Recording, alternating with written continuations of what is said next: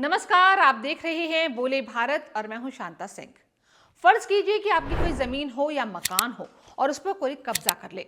आप अदालत में जाएंगे और वहां पता चलेगा कि इस मामले में सुनवाई तो वही कर सकता है जिसने आपकी जमीन कब्जा कर ली है। आपको उसी कब्जा करने वाले के सामने ही अपनी दलील रखनी है कि वो जमीन या मकान आपका है। क्या आपको अब भी लगेगा कि आपको इंसाफ मिलेगा, आपका मकान मिलेगा, आपकी जमीन मिलेगी? आपका जवाब होगा कि जिसने कब्जा किया है, जिसने नाइंसाफी की है, जिसने जबरदस्ती की है, वही भला मुझे जमीन क्यों देगा। बस यही हाल अब तक वक्फ बोर्ड का रहा है कि अगर वक्फ बोर्ड किसी जमीन को अपना मान ले तो फिर अदालत में आप कुछ नहीं कर सकते। वक्फ ही तय करेगा कि उसका क्या करना है। इसलिए जब मोदी सरकार वक्फ बोर्ड में बदलाव के लिए बिल लेकर आई तो हंगामा मचा हुआ है। वक्फ प्रॉपर्टी कैसे बनती है? एक सर्वे कमिश्नर जो स्टेट गवर्नमेंट में कलेक्टर से सीनियर होता है, वो सर्वे करता है, ऑब्जेक्शन कॉल फॉर करता है, उसके बाद रिपोर्ट देता है चीफ सेक्रेटरी को, और चीफ सेक्रेटरी उस बुनियाद पर एक गजीट नोटिफिकेशन इशू करते हैं और उस बुनियाद पर, गजीट नोटिफिकेशन की बुनियाद पर वो प्रॉपर्टी वक्फ कहलाती है। अब आप ये कह रहे हैं कि कोई प्रॉपर्टी वक्फ डिक्लेयर करते? क्या उत्तर प्रदेश में जितने गजीट नोटिफिकेशन है, चाहे सुन्नी वक्फ बोर्ड की हो, शिया वक्फ बोर्ड की हो, उनको मानना चाहिए ना। गवर्नमेंट तो आती जाती रहती है, गवर्नमेंट हमेशा कंटिन्यूस फॉर्म में रहती है, पार्टीज पावर में नहीं रहती हैं। दरअसल वक्फ बोर्ड देश के पहले प्रधानमंत्री जवाहरलाल नेहरू की मुस्लिम तुष्टीकरण की राजनीति का विषय वृक्ष है। 1954 में तत्कालीन प्रधानमंत्री जवाहरलाल नेहरू ने वक्फ को मंजूरी दी थी। बाद में जितने कांग्रेसी प्रधानमंत्री आए, वक्फ बोर्ड को और ज्यादा असीमित अधिकार देते गए। वो अधिकार कैसे वक्फ बोर्ड को तानाशाही की हद तक ले गया, ये हम आपको आज बताएंगे और ये भी बताएंगे कि आज इस बोर्ड के कायदे कानूनों को दुरुस्त करने की कोशिश पर कुछ लोगों को क्यों मिर्ची लगी हुई है। लेकिन पहले वक्फ बोर्ड के बारे में जान लीजिए। भारत में वक्फ बोर्ड के पास करीब 10 लाख एकड़ जमीन है। इस जमीन का मतलब हुआ कि ये कतर जैसे देश का 1/3 हिस्सा हो जाएगा, ये इजराइल जैसे देश का 6वां हिस्सा हो जाएगा, ये भूटान जैसे देश का 10वां हिस्सा हो जाएगा, जबकि श्रीलंका जैसे देश का 17वां हिस्सा हो जाएगा। लेकिन अगर कहीं आपने इसकी मालदीव से तुलना कर दी तो ये मालदीव जैसे देश का तिगुना बड़ा भूखंड हो जाएगा। भारत में वक्फ के पास इतनी जमीन है कि भारत की राजधानी दिल्ली जैसी 3 राजधानियां बसाई जा सकती हैं। अब इससे ज्यादा जमीन या तो रेलवे के पास है या फिर सेना के पास। रेलवे और सेना के पास क्यों है, ये बात आप समझते होंगे, क्योंकि वो सरकार का हिस्सा है। लेकिन वक्फ बोर्ड किसका हिस्सा है? ये मजहब के नाम पर मजहब की निजी संपत्ति है। फिर ऐसा क्यों होना चाहिए? इस सवाल के ढूंढे जाने वाले जवाब ने संसद से सड़क तक सत्ता पक्ष और विपक्ष को एक दूसरे के खिलाफ खड़ा कर दिया है। तो आज हम आपको विस्तार से बताएंगे कि क्या है वक्फ बोर्ड, कैसे पैगंबर मोहम्मद साहिब ने वक्फ का सिद्धांत लागू किया था, हिंदुस्तान में वो कौन बादशाह था जिसने वक्फ को बढ़ाया, और आजाद हिंदुस्तान में कैसे इसकी ताकत बेलगाम होती गई। हम ये भी बताएंगे कि इस वक्फ बोर्ड की जमीनों का, संपत्तियों का मालिकाना हक किसके पास होता है, और मोदी सरकार इसमें बदलाव के लिए ऐसा क्या बिल लेकर आई है जिस पर त्राहिमाम मचा हुआ है। ऐसा त्राहिमाम कि नमाज के दौरान भी विरोध में काली पट्टी बांधी जा रही है। वक्फ की संपत्ति जो मुस्लिम शासकों और मुगल शासकों के दौर में काफी बढ़ाई गई थी, उसे अंग्रेजों ने बंद कर दिया था। लेकिन भारत में कैसे वक्फ बढ़ा, इसका प्रभाव बढ़ा, कैसे इसका इस्तेमाल इस्लाम को बढ़ाने के लिए हुआ, ये सब हम आपको बाद में बताएंगे। लेकिन पहले आपको आजाद हिंदुस्तान में, एक सेकुलर हिंदुस्तान में, जहां कहा गया था कि धर्म या मजहब के मामले में राज्य दखल नहीं देगा, वहां कैसे राज्य के दखल से वक्फ बोर्ड बना, ये जान लीजिए। इसकी शुरुआत 1954 में हुई। तब पंडित जवाहरलाल नेहरू की सरकार थी। तब मुस्लिम तबके के बीच आवाज उठी कि वक्फ को बनाने, संरक्षित करने और सुरक्षित करने की जरूरत है।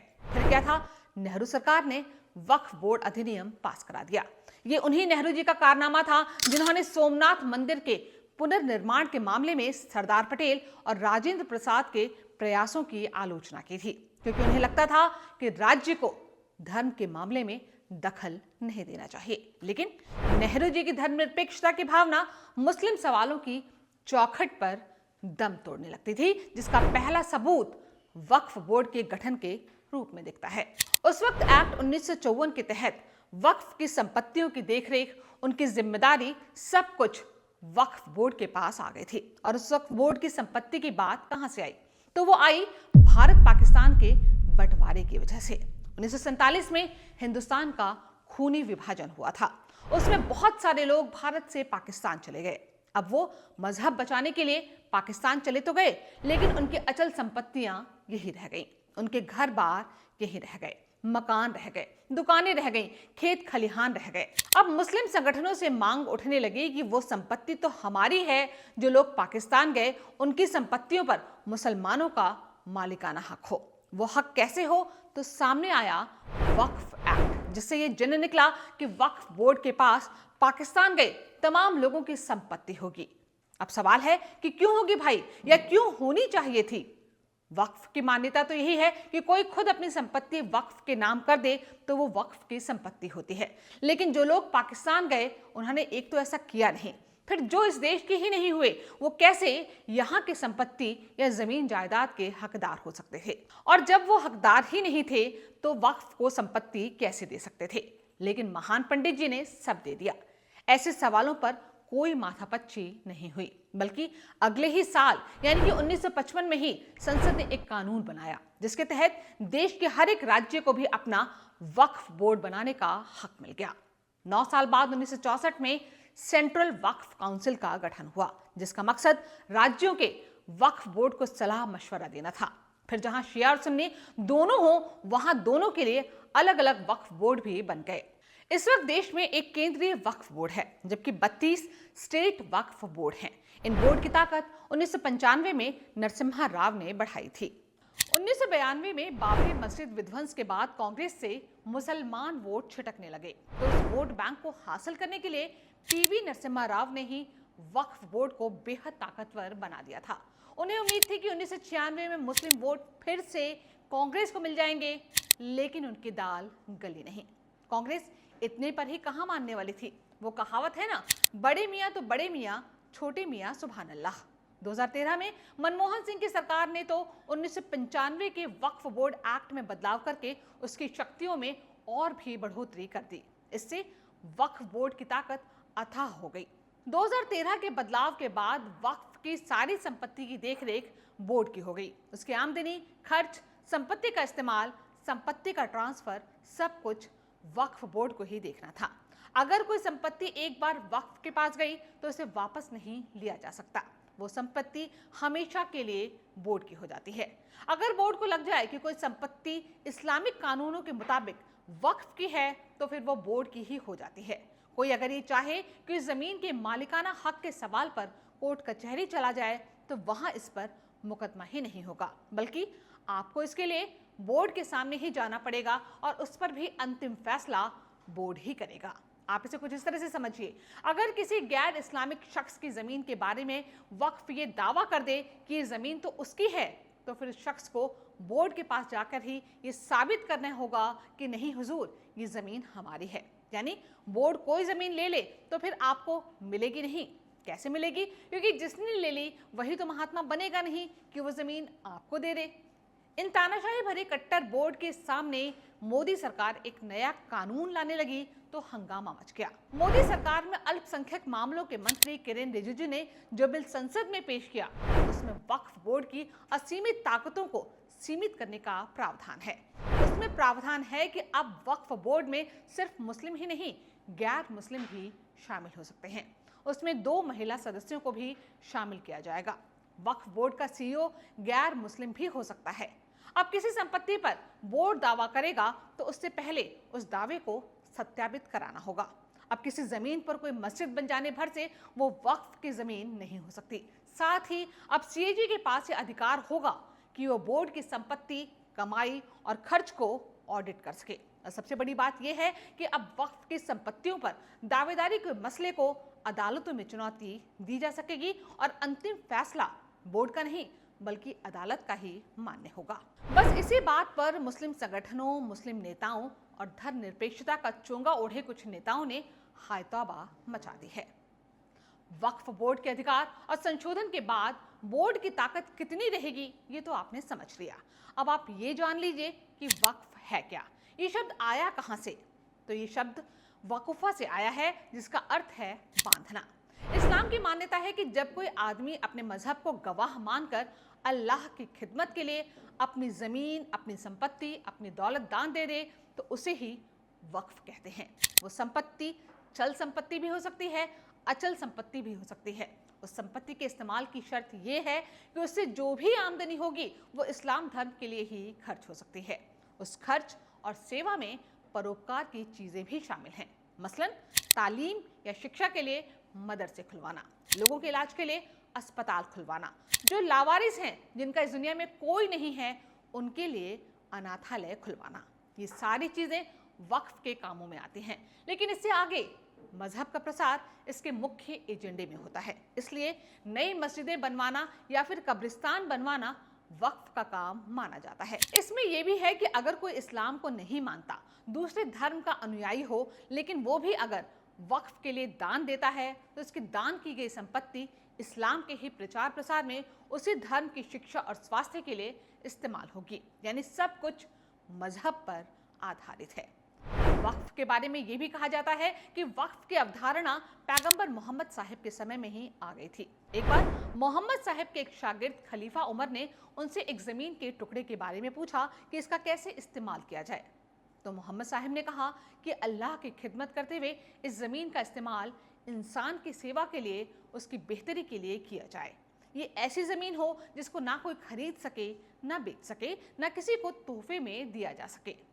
वक्फ का इस्तेमाल एक वक्त में अरब देशों में लोगों की बेहतरी के लिए हुआ भी।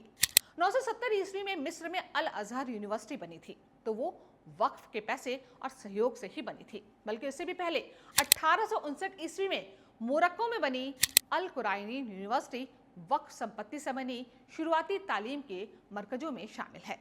वैसे तो हिंदुस्तान में इस्लाम की एंट्री 1300 साल पहले ही हो गई थी, लेकिन वक्फ का भारत में चलन शुरू हुआ मोहम्मद गौरी के कार्यकाल में। पृथ्वीराज चौहान का मोहम्मद गौरी से हारने के बाद भारत में इस्लामिक शासन का आगाज हो गया। गौरी ने अपनी ताकत को बढ़ाने और इस्लामिक राजपाट चलाने के लिए वक्फ का इस्तेमाल किया। उसने मुसलमानों की इबादत के लिए, उनकी मस्जिदों के लिए, उनकी कब्रगाहों के लिए, उनके मदरसों के लिए पहली बार वक्फ के लिए दान दिया। उसने मुल्तान में जामा मस्जिद के लिए 2 गांव ही दान दे दिए। उन दोनों गांवों से होने वाली कमाई को देखने और उसका इस्लाम के लिए इस्तेमाल करने के लिए बाकायदा एक गार्जियन तक नियुक्त किया गया। वक्फ का ये दान धर्म पर आचरण करने के नाम पर दिया गया, लेकिन ये मूल रूप से इस्लाम के विस्तार का एक जरिया बनाया गया। और इस मामले में इस्लाम को मानने वाले जितने शासक हिंदुस्तान में हुए, सब ने वक्फ को बढ़ावा दिया। वो मुस्लिम बादशाह भी, जिन्हें बेहद कट्टर, क्रूर और निर्मम माना जाता है, और वो मुस्लिम बादशाह भी जिनकी छवि उदार शहंशाह की रही है। इसलिए आप देखेंगे कि अलाउद्दीन खिलजी हो या इल्तुतमिश, इन सभी मुस्लिम सुल्तानों ने वक्फ के लिए जमीनें दी, पैसे दिए, इमारतें दी। मुगल काल में आइए तो चाहे जिन्हें महान अकबर कहा जाता है या फिर औरंगजेब, सबने वक्फ फ्रेम में एक से बढ़कर एक भूमिका निभाई। दान देते रहे, हिंदुओं पर जजिया कर लगता रहा, लेकिन मुसलमानों के लिए मजहब के नाम पर वक्फ का दान भरपूर मिलता रहा। लेकिन मुगलिया सल्तनत खत्म हुई और अंग्रेजों का राज आया तो उन्होंने वक्फ को खत्म कर दिया, बल्कि वक्फ की संपत्ति में अंग्रेजों का दखल शुरू हो गया। अपनी किताब जिन्ना वर्सेस गांधी में रॉड्रिक मैथ्यूज के बारे में लिखते हैं कि जिन्ना ने वक्फ के सवाल को अंग्रेजों के सामने उठाया था। जिन्ना ने ही वक्फ वैलिडिटी बिल अंग्रेजों के सामने रखा था। उससे और तो कुछ नहीं हुआ, लेकिन कालांतर में जिन्ना के द्विराष्ट्र सिद्धांत को बल मिलने में एक कारक के रूप में इसे भी चिन्हित किया जाना चाहिए। खैर, अंग्रेजों के वक्त में जो वक्फ और वक्फ बोर्ड खत्म हो ही गया था, उसे मोहब्बत की दुकान वाली कांग्रेस ने जिंदा ही नहीं किया, बल्कि समय समय पर बेपनाह ताकत भी दी। अब मोदी सरकार के बिल का विरोध कुछ विपक्षी पार्टियां, जिनमें कांग्रेस, समाजवादी पार्टी, आरजेडी और ममता की टीएमसी शामिल हैं, वो इसलिए कर रहे हैं क्योंकि सरकार वक्फ की संपत्ति को छीनना चाहती है। लेकिन इन तमाम महानुभावों और मुस्लिम हितैषियों को याद रखना चाहिए कि एक तो जेपीसी से भी इसे मंजूरी मिल गई है, और दूसरी बात ज्यादा अहम है, ऐसा कोई वक्फ बोर्ड या वक्फ कानून किसी मुस्लिम देश में नहीं है। ना तुर्की में, न लेबनान में, न सीरिया में, न जॉर्डन में, न इराक में, न सूडान में, न लीबिया में और न ही मिस्र में। फिर संविधान की प्रस्तावना में धर्मनिरपेक्षता को आदर देने वाले भारत में वक्फ पर यह प्रलाप क्यों हो रहा है? बोले भारत के इस वीडियो में आज इतना ही। जल्द मुलाकात होगी एक और वीडियो के साथ। तब तक के लिए नमस्कार।